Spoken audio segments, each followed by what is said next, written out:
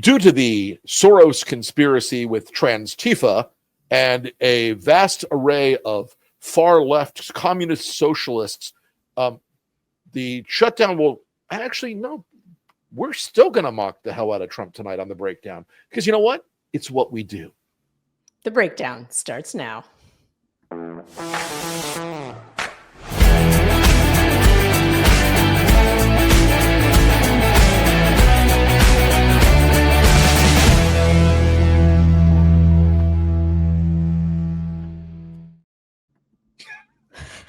I'm like, it's a Republican-led shutdown.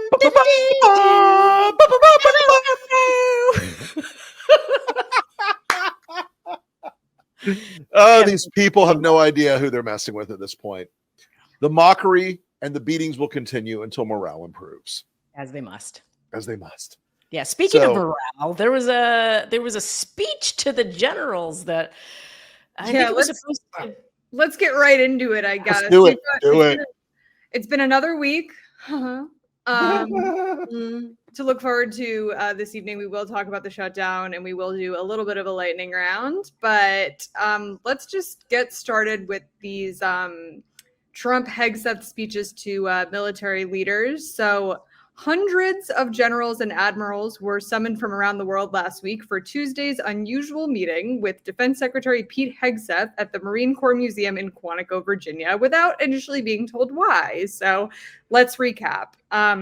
Quote, you see, the Ivy League faculty lounges will never understand us, and the media will mischaracterize us, said Ivy League graduate and member of the media, Pete Hegseth. Hegseth told the military leaders he's rolling out 10 new directives involving physical fitness, new grooming requirements, and a return to, quote, the highest male standard for combat positions. He slammed what he said were fat troops and added, it's completely unacceptable to see fat generals and admirals in the halls of the Pentagon and leading commands around the world. It's a bad look. And then he dropped down and did 10 push-ups right there on the stage. Oh, it was so hot. Troops are also now expressly allowed to haze new recruits, quote, and yes, they can put their hands on recruits, quote, no more anonymous complaints, smearing reputations, or walking on eggshells. Worth noting there were over 8,000 complaints of sexual assault in the military in 2024 alone. And just while we're doing the recap, I feel, because I don't want to have to talk about it again later, let's just get it over with. He kind of wrapped up with this. To our enemies, F-A-F-O. If necessary, our troops can translate that for you. It's like this joke didn't work, so maybe you just. So Maya, as a comedian, as a person who's been a comedian, who's been on stage many times, you've seen a joke fall flat. Mm-hmm. In an audience of 800, when one person kind of goes, woo. Yeah. And that's probably a Hegseth staffer. Would you say that joke fell flat? I was going to say that joke. So a good joke kills, and a bad joke dies. And he died a horrible death on that stage, and then tried to save it, and that also bombed.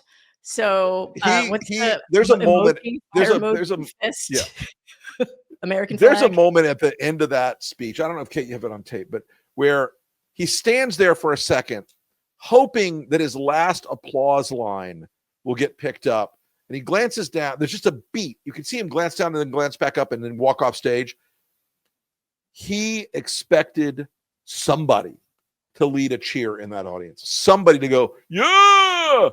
And it went over like a wet fart in a hot car on a first date. It was a complete disaster. But you know what it tells me about him, Rick? That when he's looking in the mirror, giving himself that pep talk, he really believes he's doing something. Like, he really believed in that speech. Yeah. He thought that this was going to go down like in the great annals of history. Ethos. I had a retired 4-star general who has been a friend of mine for a long time, who I've known since he was a captain back in the 90s. And he said to me, he goes, oh, yes, exactly what I would want to hear as somebody who has served for 30 or 35 years, to hear failed National Guard Major Hegseth who was never going to pass promotion to lieutenant colonel, lecture me on the warrior ethos. And I asked him, would you have turned the key if that guy had ordered you to do it and launched? He goes, well, look, he wouldn't have been the one to order me, but Donald Trump was clearly also mentally deficient and disturbed. It would make me really wonder. Because Trump's speech following Hegseth, if Hegseth went over like the proverbial wet fart, Trump's speech was truly a disturbing combination of madness, dementia, self-regard, and war stories and sir stories that equally left the audience of 800 generals and admirals there going, oh, well, here's another hour I'll never get back from my life. Well, also, and normally when in these kind of speeches, they'll show crowd reactions occasionally. You can see people's faces. And I think they purposely avoided that is correct. To that is the correct. audience on this one, because I can only imagine the ire that one must feel having to go, this is the man I have to report to. Like, these are people who've dedicated decades to service. And I would like to point out that if Pete Hegseth's standard applies, then the commander-in-chief is a man who is easily nearing 300 pounds, who is not 6'2", who is not, as the MAGAs believe, covered in solid muscle. I don't think Trump could walk up a flight of steps, e.g. the escalator last week, without risk of cardiac failure. And although maybe he should do more steps. I was going to say, maybe that was the plan. Would be good, Donald. But it's the idea that you're setting the standard, and that the physical standard is the only thing Pete Hegseth thinks that counts. That the physical standard of these folks. Look, not everybody in the military is a special operator who's going to be out and have like 0% body fat, and who gets to go out and has the time to spend 6 or 8 hours a week on the range and the rest of the time running and doing physical training. A lot of people do things that are less glamorous than that in a department with 2.5 million people. And I'm glad that Pete Hegseth also was like, no more men in dresses, no more beards, no more of that. A man who has a makeup studio and who wears more hair product in a single day than I did in my entire life, even before I went bald. You know, he reminds me of the character from Step Brothers, Will Ferrell's brother, the guy who played. Like, yes. Like, I haven't eaten a single carb all day. Like, he's that guy. Adam Scott. So that guy. Adam Scott in Step Brothers. I want to, while we're still on Pete, and I think it's I haven't eaten a carb in 4 years. Don't quote me. That is. Tell me that is not Pete Hegseth. No, it's true. Like, go back and rewatch Step Brothers, and like, that's an apt comparison. You'll love the neighborhood. I've got a couple of tons of fertilizer. While we're still on Pete, I do want to do a sidetrack to address a fun little part of the rumor mill. It's going around that Pete Hegseth intends on challenging JD Vance for the nomination in 2028, and yes, JD knows, and he's pissed. So I'm gonna let you guys be catty about that for a little bit before we move on. Eyeliner versus bronzer, like they're gonna just. Welcome to the 2028 Hunger Games of the Republican Party. That is a true rumor that Vance has no love for. Vance took a run at getting Hegseth fired during Signalgate and failed because Trump didn't want to be seen to have had somebody who, deserved to be fired. He'd rather take the hit than fire the guy and take a real hit and show he gave in. Vance has been after Rubio. Hegseth has been after Rubio. And all of them are sucking up to Stephen Miller, who is the most powerful person in the administration right now. Vice President Miller has more power than Vance. But yeah, they hate each other. And Vance has been very much out there shoving the knife into pretty boy Pete. I just don't understand how they have the time to. Maya, they don't really spend a lot of time other than cruising Twitter all day, updating their Grindr profiles, and trying to find immigrant children to torture. Oh yeah. No, they're absolutely not governing, and I think it's important for Democrats to point that out. That in this jockeying for power, all they clearly care about, and I think this is their greed and their ambition is what's going to ultimately be their downfall, because Right. none of them can sit aside and say, you know what, what's best for our goals as a Republican Party is to allow JD Vance to ascend to. No, they're not going to do any of that. And the fact that Pete Hegseth would even think he can make a play for this position when Tucker Carlson gets in the race and God knows who else jumps in, it is going to be an absolute bloodbath. They cannot have an orderly transition. And the real question is, does Donald Trump sometime in late 2027, which I believe this will happen, in my gut, I think this will happen. If he's still alive. If he's still alive. I'm not going to make a joke. If he's still alive in 2027, I think he's going to call these Republicans together and say, nobody may get in the race until I am ready to leave the White House, if I choose to, and delay it because he wants to hold power as long as humanly possible. So then what do you do?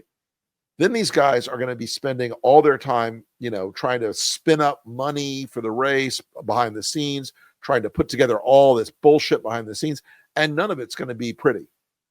I feel for them. I really feel terrible for them in every way with the distraction they'll have from Donald Trump wanting to be president for life. It's terrible. Well, I feel for obviously the American people, and what I think was going to be very funny though is to see Donald Trump as dementia-addled as he will be come that time, trying to undermine people. I've never met JD Vance. I have no idea who you're talking about. My vice president has always been George Patton, famous general. By the way, that sumbitch only knows 3 generals in history, okay? Bradley, Patton, and MacArthur. They're the 3 generals. You're missing one. General Raising Cane. True. Of the chicken. Raising Cane. He loves personally love a chicken field with nothing but a 4-inch knife and killed all of ISIS on my plan. I planned it. So is now a good time to talk about Trump's marquee speech at this event. So Pete was only the opener. Yeah, Pete warmed up. Pete warmed up the crowd for, and I did a long video on this yesterday, folks. But it was absolutely bonkers. It was an endless fucking sir story, and it was a typical rally speech. Really, this could have been at the East Bumfuck Motor Speedway in Ass Crack, Arkansas. With a crowd of red-hatted bros, and it went over again like hot poison for these general officers. There was no clapping, there was no applause, there was not a single moment he got that crowd to follow along with him, and he started rambling. Let me ask you a question. He's basically 0 for 2 on speeches, because after the General Assembly. The UN speech. Yeah, the UN speech was the same kind of thing. And I think this is kind of like, well, we just got to let Grandpa go out and sit at the dinner table and yell about those minorities, and then because it's a holiday, he's not there, folks.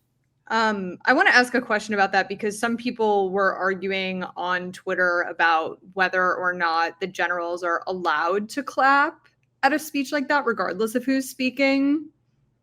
Are they allowed to clap?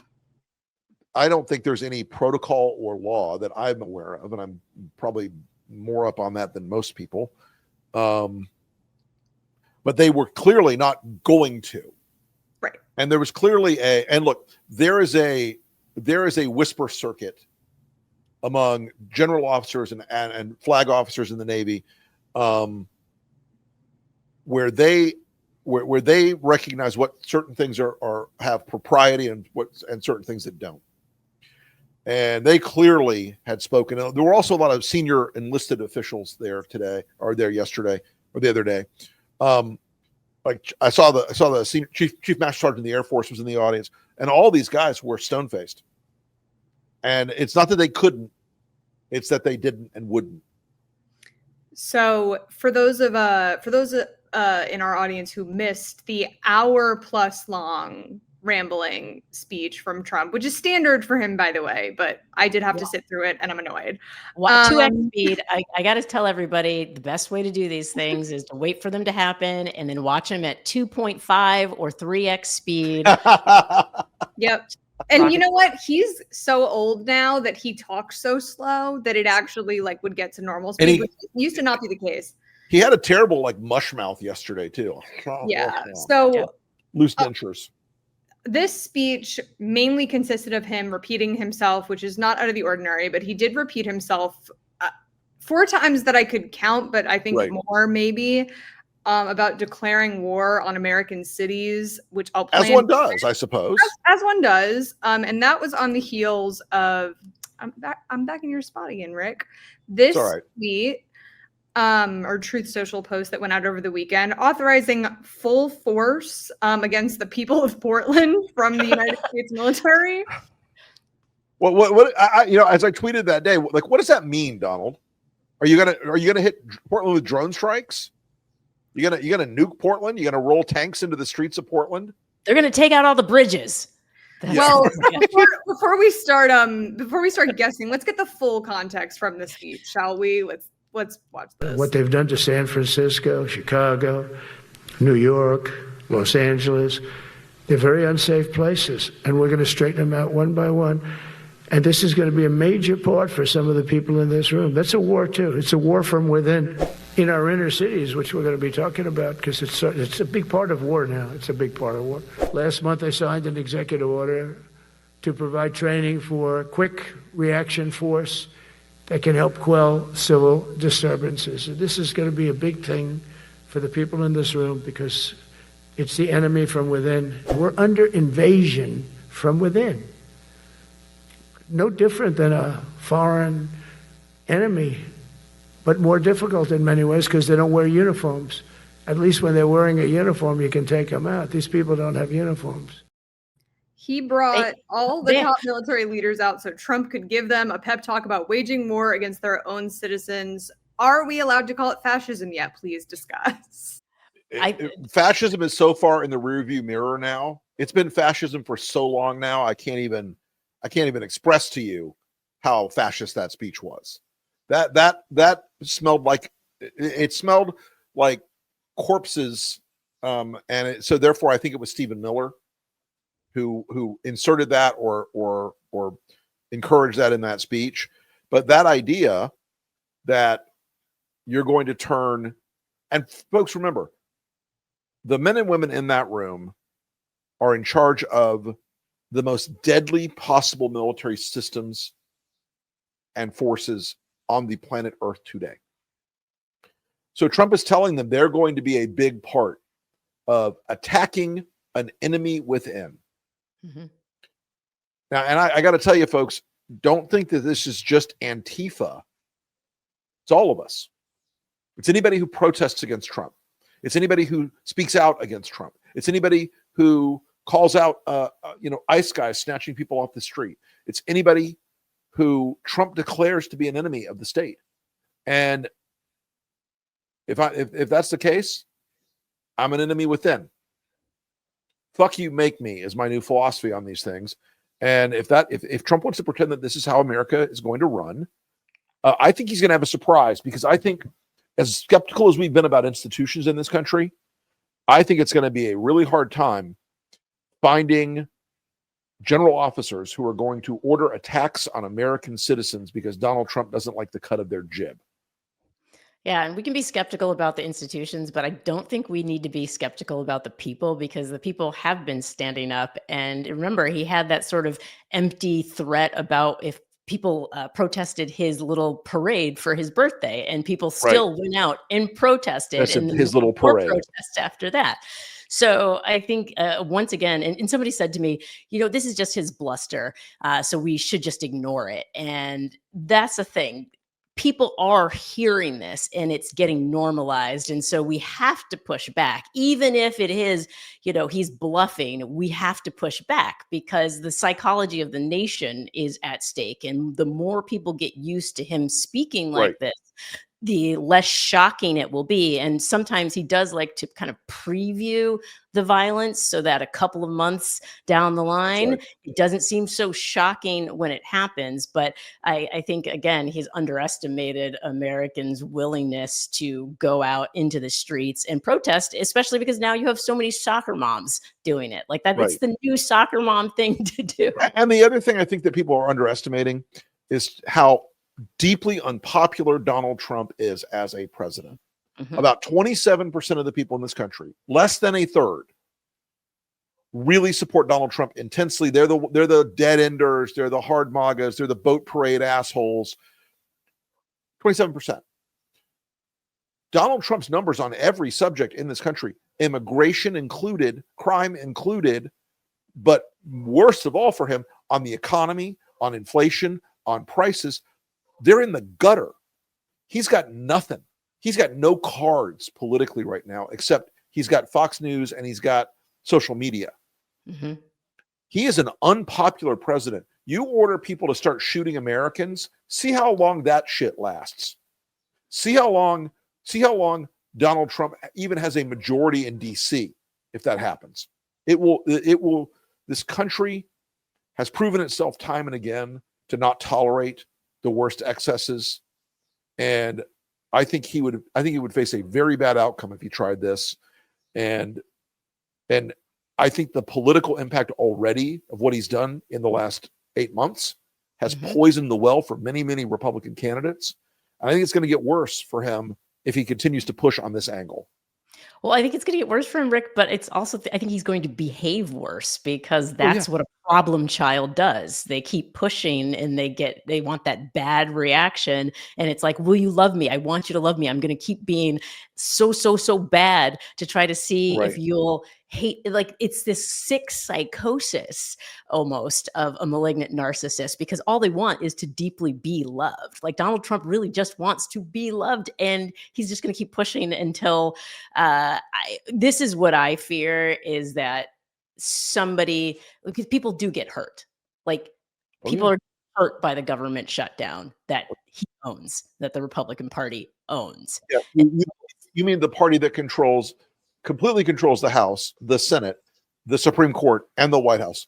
So yeah, those Democrats that you always say, Republicans are always like, Democrats can't do anything. We are an unstoppable force.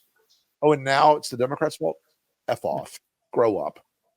Well, and I don't think the American people are buying it either. And that's the thing. It's moments like this that I think are key for Democrats to seize on, because there are moderates and people who were maybe not paying attention because they were too busy in a marketing meeting. And now that the government is saying, hey, we're going to declare war on American cities, they're like, huh? Like they're looking up from their Starbucks, like, am I Antifa? Like, you are. I'm in Portland. So I think this is just going to make him obviously more unpopular, which but again, I don't know how much longer we can do this. Like, hey, my look, Trump, we have seen one interesting effect. He promised he was going to invade Chicago. He did it again yesterday, said he was going to do it again yesterday, and back down. Portland does not, unfortunately for Trump, give him the pictures he wants. He wanted blast craters in the streets and burning cars and insane shootouts. And you know what he's getting? Artisanal kombucha stands. Women in Victorian dresses drinking tea in front of the ICE headquarters as a prank. It's not, even Fox can't convert this into, Mogadishu on the Willamette River. Well, the thing about Portland is it's very pleasant. It's a lovely place. Well, Renee and I were there in the spring in January, and we did not see a single burning car, not a single one. Had some fine food, but no actual terrorism was spotted. Yeah, and I think Chicago was already mocking him so much. The delivery driver on the bicycle, who the one who got away. If you guys haven't seen it, just look up Chicago ICE delivery driver, and they put the Yakety Sax Benny Hill theme underneath the video. It goes. The people are not nearly as afraid as the Trump Right. administration. The guy even yelled at them. He goes, "Fuck Trump! I'm illegal," and wrote off. Now there'll be a Breitbart story tomorrow. Lincoln Project mocks ICE backs illegal aliens. All right. That's, I love mocking ICE. I love mocking ICE. as do I. So I want to show one last clip from Trump's speech to these military leaders, which will take us nicely into this government shutdown stuff. Let's just watch it. I thought would be met with fury on the left, but they're sort of giving up, I must be honest with you. They've had it. They've had it with Trump. They've been after me for so many years now. Here we are. Here we are. Come to the White House anytime you'd like. No, they've given up. They're bad, a lot of bad people. But all over, that's been so popular. It's been very popular. I really thought that we were going to have to sort of fight it through. There's been no fight. There's been no fight. Has there been no fight from the Democrats on this Trump stuff? All right. Because people seem to walk around a lot and I say, wrote a piece on Monday where I said, please don't fall into the trap of going in there and saying, we just want to protect ACA and Trump rug pulling you. Well, they went in and said, we want to protect ACA, but they didn't give in and back the CR. So congrats to the Democrats for showing some spine. Don't buy the panic bullshit on Fox and Carolyn Levitt's bullshit. They want to give money to illegal aliens. They want to give every illegal alien a free hospital or whatever the it is. do you want to see JD Vance say it? He's said it many times. He's been the one leading the charge on this messaging. Yes. This is I believe the first time he said it. But if you look at the original thing they did with this negotiation, it was a $1.5 trillion spending package, basically saying to the American people, we want to give massive amounts of money, hundreds of billions of dollars to illegal aliens for their health care, while Americans are struggling to pay their health care bills. That was their initial foray into this negotiation. We thought it was absurd. We told them it was absurd, and now they come in here saying that if you don't give us everything that we want, we're going to shut down the government. We think that's preposterous. We think it's totally unacceptable, and we think the American people are going to suffer because these guys won't do the right thing. Now, I want to make Preposterous. Preposterous. By the way, I would just like to tell you, while we've been taping the show, if you're curious if the shutdown is hurting Donald Trump, Trump's approval rating has fallen among the Republican Party to 81%, which seems very high. It was 93 before. I was going to say, that's a very... It was 93 before. Okay. So... that's a consequential number. It's a consequential number. It means that those Lincoln Project Republicans are out there still. They're getting pissed off about the economic impact of all this garbage. They're pissed off about the fact that the Epstein files are still out there. They're pissed off that Trump is being a goon and an eccentric and a weirdo. And so it's starting to add up slowly. And it's never going to go down below probably, I could be wrong, because Andrew and I, every time we do the show on Fridays about the polling, every time Andrew and I do behind the numbers, we're like, this has got to be the worst. And the next week it's worse. So... Well, and this is the thing, they want to obscure the numbers, and there's so much going on that there isn't a lot of time to even pay attention to the fact that Las Vegas's numbers are cratering even more. And that, that's Las Vegas, Nevada has a Republican governor. And so he Correct. is hurting states, he's hurting people who voted for them, like the farmers. And so this is all happening in the backdrop of the crazy. And so that's actually, it's sad that people are being hurt, but it's heartening to know that consequences are going to have to cause people to look in the mirror and say, hey, maybe I didn't actually get what I thought I was getting when I voted for Donald Trump. And Look, so it's there was a underlying economic assumption about Trump during the end of the Biden administration that it couldn't possibly get worse with inflation and prices than it was with Joe Biden, and that Trump would somehow magically fix it. It's gotten worse. So much worse. And Trump is in complete control of the reasons it's got worse. And by the way, this was my advice to the Democrats when they went into the Oval Office. My advice was to say, okay, we'll sign the CR as long as you end all the tariffs right now. End them all. Democrats then could have gone out and said, we tried to save the economy, because voters now understand the tariffs are hurting. The tariffs are wildly unpopular in the country, wildly unpopular. And every Republican who's got this tariff stank all over them, they're going to have a much more difficult time making that pitch than Donald Trump. They don't have the Trumpian armor he has. They're going to have a much harder time answering to their voters like, well, why did you screw over our farmers, Congressman Smith? It's going to be tough. Yeah, and also I really even feel for him. I'm really and I think even the way he's wielding the tariffs, that's because it's always about retaliation against some world leader who didn't do what he wanted them to do. Like Lula, all the prosecution and the sentencing that's happening in Brazil of Bolsonaro. And so, boom, he slapped, I think, like a 50% tariff on goods coming out of Brazil, and it's all corruption at the end of the day. And so, people are starting to see that. Like nobody wants their coffee to be more expensive, and we're not growing. Can you grow coffee in Florida, Rick? No, you cannot. In fact, it takes a mountainous terrain that is not, as you may have heard. Florida is the highest spot in Florida is about 221 feet. So ain't going to happen here. Yeah, not going to replace the orange groves with with coffee beans. With coffee, no. Couple of things I want to ask you guys about the government shutdown. So if my proverbial crazy uncle were to say to me, but they are trying to give free healthcare to illegal aliens. It's a lie. It's just a lie. It's just completely a lie. There is no provision inside the government that allows illegal aliens or to receive Medicare, Medicaid, Social Security, or federally provided healthcare services. It doesn't exist unless they're in prison, which a lot of them are now. Then they're required to provide them with healthcare services. But it's just a lie. It's just completely a lie. Do some states use state money that is separately pooled from federal money? Do they use their own money in some states?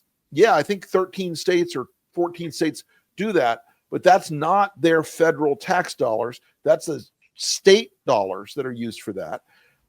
And so this thing is just guys, it's like eating the dogs, eating the cats. It's the same bullshit lie that they have such a convenience with all the time. Yeah, and I think we don't want to over explain anything, because obviously if we're explaining, we're losing. Yeah. And so just repeating, it's a lie. It's a lie. Does it even make, you can even say, does it make sense? Like how many undocumented immigrants do you think are going into the hospitals? Have you seen that? Have you witnessed that with your JD Vance said, you're waiting in line in the hospital because the illegals get to go first. Right. That was at the press conference today. I want to note, I haven't said this. And if you believe that, folks, if the Facebook uncle believes that, I have many bridges to sell you, Chief. Because there are a lot of reasons why hospital emergency rooms suck. And the number one reason is insurance companies. The number two reason is that hospitals and insurance companies now own, or private equity companies now own the hospitals. And number three is it's not fucking happening. Yeah, and these are these same private equity firms that are buying up single family homes, that are buying up farms. And so and by the way, all you farmers who think you're going to get a buyout from Trump, guess what? Peter Thiel and all these other idiots in Silicon Valley are buying up farmland so that they can own it and sell it to private equity companies. Mm-hmm. And maybe make it farming as a service. Back to you. Yeah. They're going to turn the farmers into sharecroppers. They sure are. Really, it's making America great again, even for white farmers. It's just taking it back. Maybe I'm okay with it. I don't know. We did give some credit earlier to Democrats for not taking the bait from Trump on this stuff, but I want to talk about their messaging so far, because a lot of what a government shutdown is about messaging it correctly. Where do I want to start? Well, actually, I know where I want to start. So Schumer and Jeffries met with Trump on Monday and came out and insisted they really felt like he heard them out and he was going to take some stuff into consideration. And this was Donald Trump's response to that meeting. Look, guys, there's no way to sugarcoat it. Nobody likes Democrats anymore. We have no voters left because of all of our woke trans bullshit. Not even black people want to vote for us anymore. Even Latinos hate us. So we need new voters. And if we give all these illegal aliens free health care, we might be able to get them on our side so they can vote for us. They can't even speak English, so they won't realize we're just a bunch of woke pieces of shit, you know, at least for a while until they learn English and they realize they hate us too. Ooh, okay. Ooh, So guess what? Guess what? Now I believe that we've got new rules. Those are the rules now exist where you're allowed to dub whatever you want using AI into images and video. So guess what? If you see in a couple of days Donald Trump saying, yes, I love the screams of the teenage victims that Jeffrey Epstein and I raped together in Palm Beach. If you see an AI that makes that statement, which we do not know to be true, but we're going to put it out there on AI because that's okay. Fuck you with bells on. That's the answer to this. The idea that it was trolling, JD Vance was like, ha ha, it's hilarious trolling, ha ha. No, JD, it's not. Because when we now do videos of you fucking a couch or you wearing drag, as there are legitimate pictures of you wearing drag, it's okay then, right? It's just a hilarious troll. Ha ha. Unbelievable. But I'm glad they've set the new rules. I'm glad the rules are wide open now. But thinking about the messaging aspect. By the way, I'm just going to say this. Look at that damn cat. Look at that damn cat. Right in the corner. That cat, that is Elton. That cat has absolutely no F's to give. I was going to say, he will sleep anywhere. Worries. He will eat anytime. He's got nothing but style. Oh, if only we could all be cats right now. Sorry. I'm about to keep the focus. I'm focused the messaging. I was about to talk about it. Maya, my love, please go right ahead. Are they meeting the moment?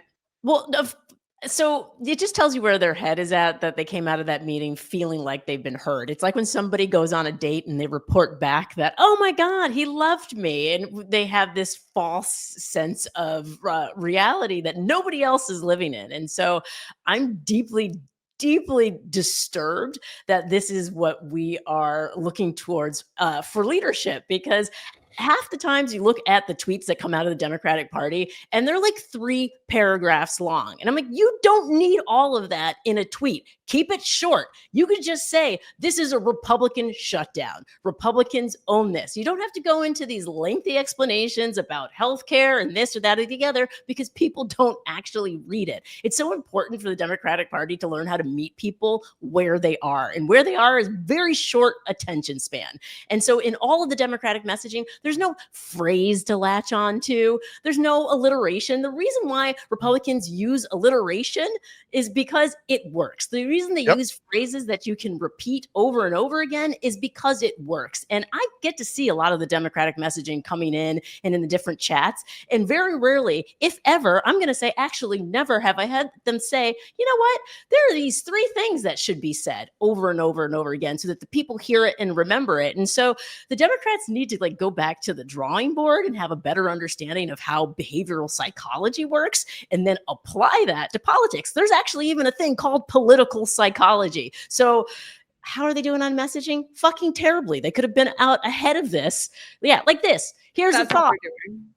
This is like a perfect example. Like, what is this? Boring. It is so fucking lame. It is so fucking lame. It is so cringy and lame. It makes my brain explode. It's embarrassing. Like, Hakeem, learn to make a dick joke about the guy. Learn to poke his ego like we project all the time. Learn to get inside of his tiny little head and cause trouble. And right now, Trump just put out another video while we've been recording this. Another video of Hakeem Jeffries with the Mexican mariachi band playing in the background, all that stuff. Democrats, fuck it. I'll just do it for you. Fuck it. I'll do it for you. Okay. I'll do it for you. I'll take care of it. Don't worry. I'll take care of it. Since AI is all good to go now, I'll take care of it. Well, the thing is, when Hakeem Jeffries takes to Twitter, I ask myself, who is his audience? Like, who are you talking to when you write that tweet out? Because it seems like he's either trying to be very just like this plain speech to kind of put it out there as like, this is the truth, but nobody's reading it because it's boring. Like, there are tons of writers who are out of work right now. Hire those writers and have them write your tweets for you. Like, I have no idea what's going on with Hakeem Jeffries. It's so frustrating to me on many levels, which we won't get into, but New York, the endorsement, I can't. That to me is just a fucking madhouse. Would you guys like to take a look at the homepage of the Housing and Urban Development website? No, I don't want to. Not Well- really, well, but you you're going to have show us to. anyway. I am. So I also, while we've been recording, I looked and they have updated the pages of other government websites, including the Department of Agriculture, the White House website, and the Department of Justice. But this is the message that was up, I believe, on Tuesday on the Housing and Urban Development website. Now, I went to check before we recorded today to make sure that it was still up. They have changed it to shorten it and look like this. However, they've taken this text and made it so that it comes in a pop-up. For those of you listening at home, if you're like making dinner or something while you're watching this, it says the radical left in Congress shut down the government. HUD will use available resources to help Americans in need. The first one was longer and stupider. I was navigating around the Housing and Urban Development website, pulling these screenshots. This cream colored box pops up on every single new page that you navigate to. So if you want to go on a government website and like do some research about housing vouchers or whatever, you will get this everywhere you go. Rick, I believe you and Andrew had a theory about why they're doing this. Yeah, the theory is, Andrew's theory is, they're trying to generate. They know these are high traffic, high credibility websites for GPTs and for large language models, that they're trying to generate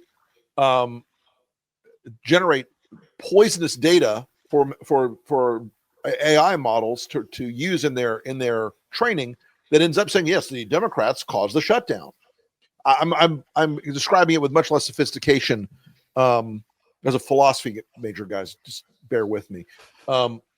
Than Andrew's theory was, but I think that it's like this is how the dead internet really happens. They build 1 million pages with lies on them, and the AIs that are scanning the internet all the time incorporate those lies. They're like, oh, it's from a government website, it must be credible. Well, and also if you're a low information voter and you're just in need of services and you go to the HUD website or you go to the State Department website or you go to any of these websites in search of the services that you come to rely on, and the first thing that you see, you can't even get to the information you're trying to get to without seeing a pop-up that blames all of this on the Democrats. Well, of course, that is what you are going to believe because that's what you're being told by what you think to be a credible source. Because you're about to go to this page to give your data to these people. You're going to give them your social security number, maybe. And so this is such an abuse of power and such an abuse of information. We have reached a point, like this is a crisis point. And this kind of thing should be on every major news network because our government websites are supposed to be places that are not Objective, partisan neutral, at all. nonpartisan. Yeah, nonpartisan, apolitical, and we should be able to rely on the information that is there, regardless of which party we ascribe to.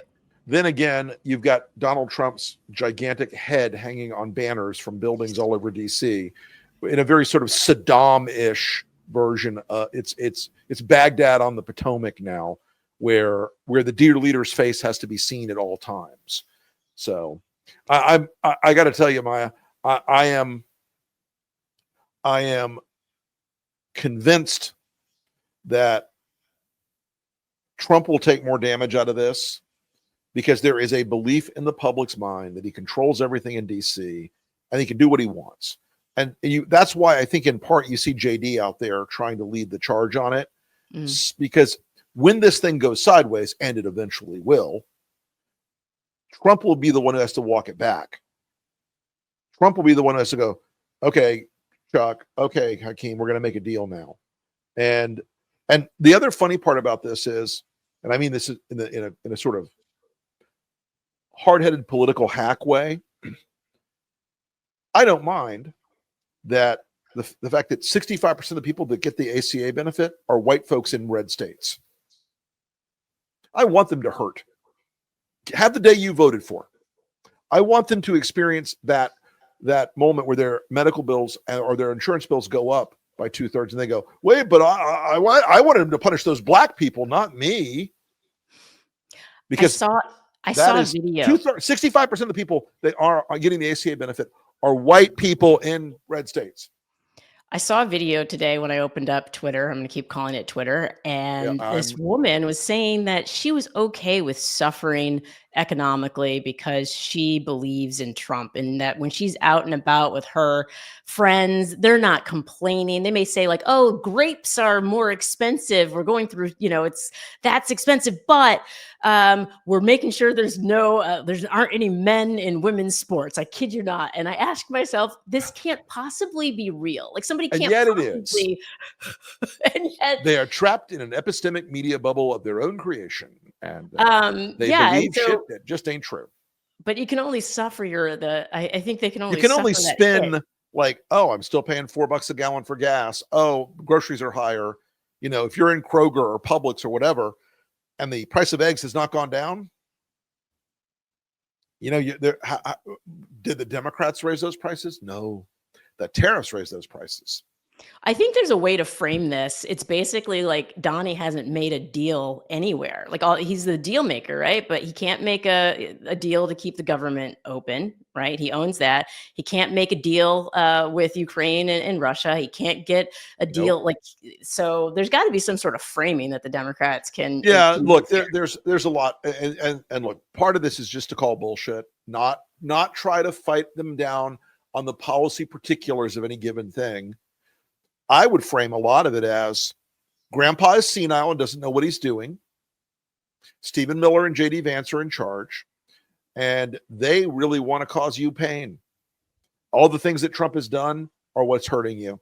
The reason we're in this budget crisis is because Trump is hurting you. Mm-hmm. This is crazy. He's hurting you. We'll fix it. That's the simple message. This is crazy. Trump is hurting you. We'll fix it.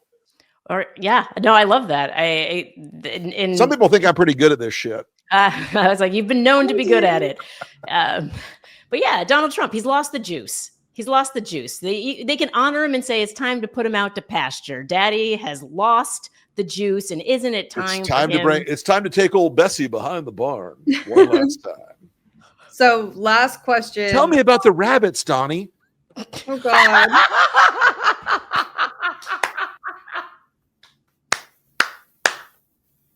Oh, yes.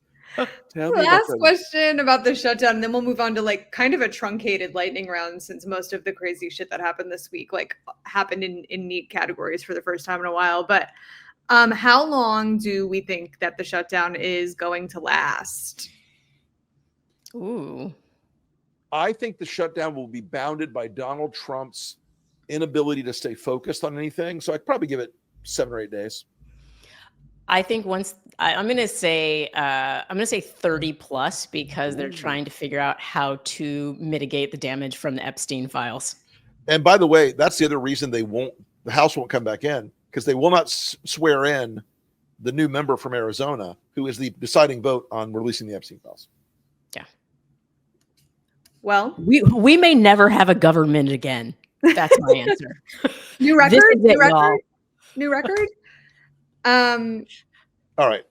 Lightning round. Let's do the lightning round. Lightning round it is, Kate. Go for it. Everyone do it with me. Pew, pew, pew, pew, Pew, pew. Okay, we'll try it again next week. The construction with a little more oomph next time. We'll get it back. Lightning round. Okay. Thursday. The kind of lightning round you, the fans, want to see and hear. All right, Kate, go for it. Thank you. The construction of Trump's $200 million Golden Ballroom will continue during the government shutdown while American soldiers go without pay. Maybe he's going to make the National Guardsmen learn how to build ballrooms. He loves to make them do things that they're not actually skilled at doing. Maybe he's going to. At this point, I suspect he's going to deploy the National Guard onto the National Mall to begin building the pyramid for his tomb. Oh yeah, that's actually. I could see them build. Maybe he's. I hear Renee in the other room laughing. Still taping. Yeah. We're almost done, Renee. You can have him back so soon. All right. Former North Carolina Representative Madison Cawthorn has announced his run for Congress in Florida. He's back. I thought he'd actually gone back through the time portal he came out of. So I'm shocked he's still here. You know, Madison Cawthorn is a guy who it could only exist in the MAGAverse.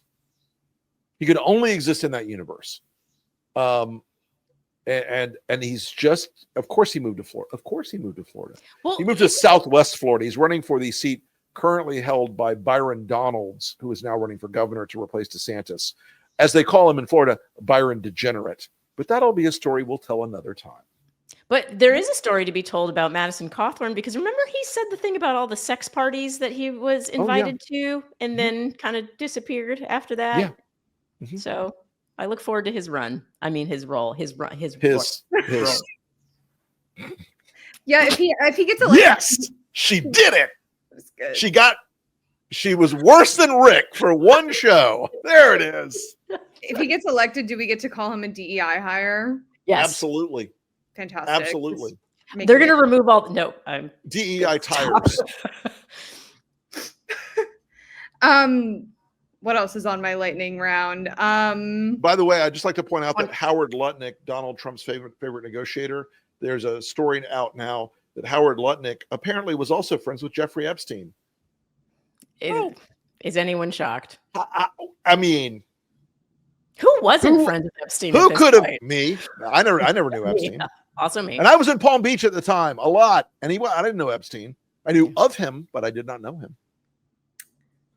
Trump 2028 hat was left on the Resolute desk during a meeting with Schumer and Jeffries Wednesday. And they're like, but he small heard dick me. Energy is what that is. But he's not joking, people. He's not joking. He's not joking, but it's like don't take the bait on that one, everybody. He's not joking. He's a gambler. He'll try it. But he also relies on freaking people out. And selling merch. And he knows that's probably one of the hottest items going out of the merch store. Oh, I forgot about his granddaughter launching her little brand. Kai Trump is selling $130 crew necks from the White House grounds, which is like, I believe, the 9th Hatch Act violation we've covered in tonight's episode alone. Oh, if not more. I mean, sure. Look, I try to make it a point. I spent almost 10 years never attacking Barron Trump, never saying a word about Barron Trump, because he was a minor and a civilian. Kai Trump has now made herself into part of the griftorama. Mm-hmm. I blame Donald Trump for letting her do it in the White House. It's obscene. Both Donald Trumps. Yeah, I mean, they're basically turning the White House is basically QVC network pretty soon. Like you're just going to see somebody walk through the Oval Office during a presser wearing a sweatshirt, turning to the camera. Hard. There's only 300 of these, limited. Right. These limited Stephen Miller butt plugs, whatever. Oh God. We've loosely covered this, but Republicans did refuse to swear in the newly elected Democrat, delaying the success of the Epstein petition. A Texas man has been arrested for threatening to shoot up a pride parade as, quote, payback for Charlie Kirk. Which they're probably going to try to frame as the violent left wants to instigate tax. Yeah, can we just point out that there were 2 shootings last weekend? One in a Mormon tabernacle in, I think, Minnesota, and one in South Carolina. Both guys, fanatic MAGA.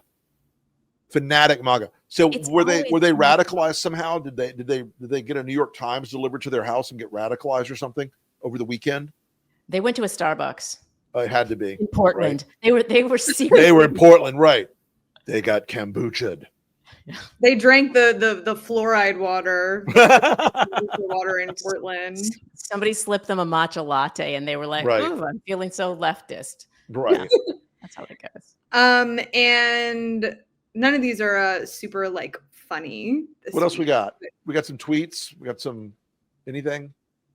I just have the incoming bailout for these soybean farmers who rely on trade with China for like a quarter. I believe 1 in every 4 rows of soybeans goes to China, and now none of them are, and it's all going to Brazil. And this is not like a temporary tariff thing because China's creating new trade relationships with Brazil. Like they're just never getting those customers. Brazil and Argentina, and we're bailing out Argentina. By the way, if you want a shutdown line for Democrats, if you're paying attention, we're bailing out Argentina's publicly funded healthcare system because Treasury Secretary Scott Bessent is friends with an American private equity guy, who is the guy who is basically floating the money to Argentina and is going to get screwed.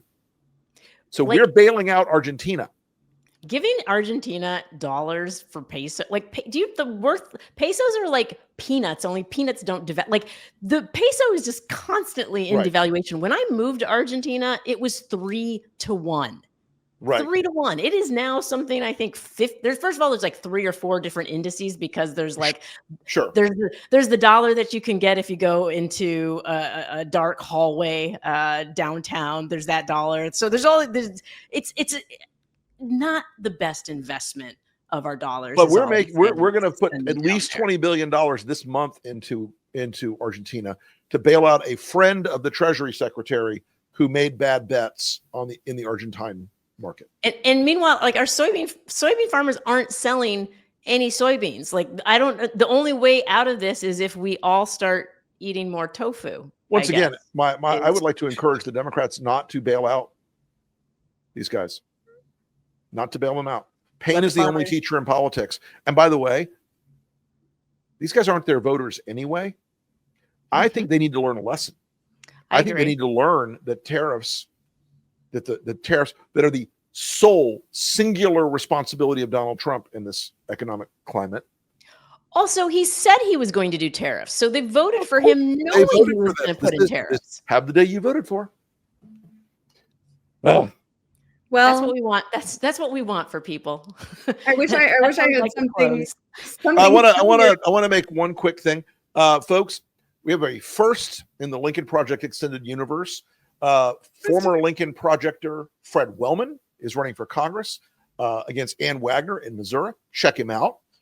He is a former executive director of the Lincoln Project. Went on to do great things, and he is a guy who had a long record of national service. And Ann Wagner hasn't had a town hall meeting in 13 years and is one of these folks that lives in Washington, makes a ton of money investing in stocks based on the committee she's on. So just it's a sort of growth moment for the Lincoln Project. One of our people running for Congress, and we wish him all the best. Yay, go Fred, go. Go Fred. Yeah. I think we can probably leave it there. Unless you guys have anything that you would like to say to the people of the YouTube and the Twitter. Like, subscribe, check the bell, or I'll shut down the government. Well, shut it off. Shut it down. I think the government should go into the corner and think about what it's done. I'm going to gentle parent the government. The government is in timeout. The government is in timeout. Yeah. All right, folks. We will all again next week. Be sure to follow Maya's fantastic new show with Mike Fanone on Serve and Protect. Also, Punching Up with Maya Meg. Yep. You can check me out on the Lincoln Project podcast, the Enemies List podcast, the Elephant in the Room podcast, and on Tuesday nights I stream on the strategy session. And check out my OnlyFans while you're at it. Ooh. You can't make me produce that one. Stephen Miller is on OF. It's called Only Fiends. Oh my God. Stephen Miller is like a top tier, whatever. Like there are tiers, right? Stephen Miller's a top tier subscriber to Rick's OnlyFans. Oh yeah, absolutely. Okay, we're getting Absolutely. crazy. I'm gonna roll the credits before we say something. I was like, I didn't know there were tears, Kate. Okay. Guys!